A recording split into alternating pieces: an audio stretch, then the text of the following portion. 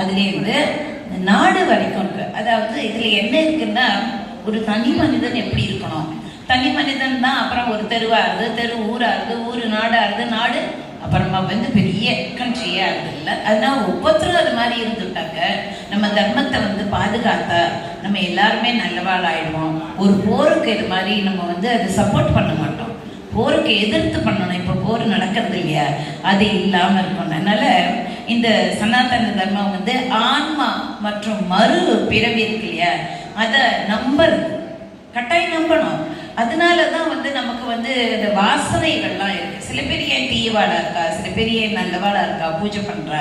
அதனால அந்த நித்திய மதங்களை குறிக்கிறது.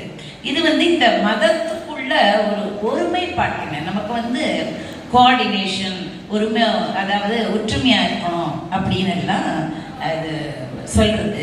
ஏன் அப்படி அப்படின்னா, இதோட வேறு என்னன்னா, வேதங்களும் அதனால நான் வேதம் படிக்கல, நான் வந்து உபநிஷத் படிக்கல அப்படின்னு சொல்லவே வேண்டாம்.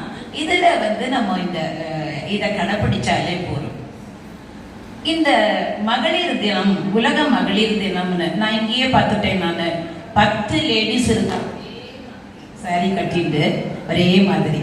ஆனா 8 ஆண்கள் தான் இருந்தா. அதுலயே நமக்கு தெரிஞ்சு கொடுத்து மகளிர் எவ்வளவு உயர்ந்தவ அப்படின்னு. நான் பார்த்தேன் எண்ணினே எல்லாரையும். அவ ஒரே இன்னும் இருக்காடாக்கும். சரி சரி, ஓகே ஓகே, அது மாதிரி இருக்கா. வந்து இப்ப எல்லாம் நமக்கு 30% தான், அதாவது கவர்மெண்ட் கொடுக்குறா. மேபி 35 தெரியல.